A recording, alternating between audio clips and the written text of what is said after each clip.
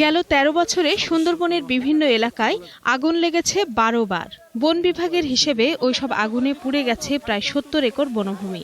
তবে স্থানীয় বন সংলগ্ন বাসিন্দাদের হিসাবে আগুনে ক্ষতিগ্রস্ত বনভূমির পরিমাণ কয়েকশো একর।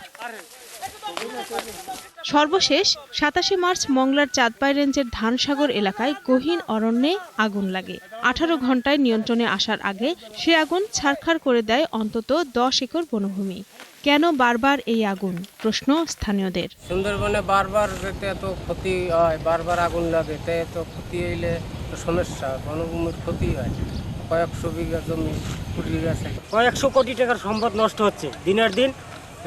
যা আগুন লাগতেছে বারবার, চলো প্রাণী, বাঘ এবং হরিণ, এই ধরনের যত কুমির, সব কিছুর সমস্যা হচ্ছে। অর্থাৎ এখন এদের এটা সরকারের কি পদক্ষেপ আছে সেটা এখানে দরকার। বরাবরের মতো এবারও মাঠে নামে তদন্ত কমিটি। কমিটির রিপোর্টে বলা হয় আগুনের সূত্রপাত বনজীবীদের সিগারেটের ফেলে যাওয়া অংশ থেকে। তবে সুন্দরবনের বিশাল লোকালয় পাহারা দেওয়াও সম্ভব নয় বলে মন্তব্য করেন বন কর্মকর্তা। যেহেতু লোকালয় এলাকা, এখানে যে কেউ যে কোনো জায়গাতে ঢুকে আপনার জানেন ঢুকতে পারে এবং ঢুকে যে কোনো একটা অঘটন ঘটাইতে পারে। তো মানুষ তো কন্ট্রোল করার মতো লোক তো, যেহেতু বাউন্ডারি এলাকাতে লোক তো আমাদের নাই। সুন্দরবনের আগুনের ঘটনাকে নিছক দুর্ঘটনা হিসেবে উড়িয়ে দিতে চাচ্ছেন না অনেকেই। তদন্ত কমিটি রিপোর্ট দেয়, কিছু সুপারিশ করে, কিন্তু সেটি কাগজের মধ্যেই সীমাবদ্ধ থাকে। সেই সুপারিশ কখনোই বাস্তবায়ন হয় না।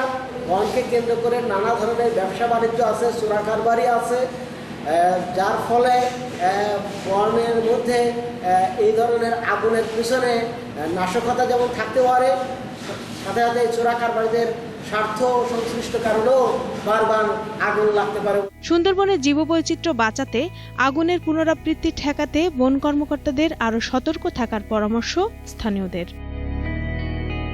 Desk report, ২১ television.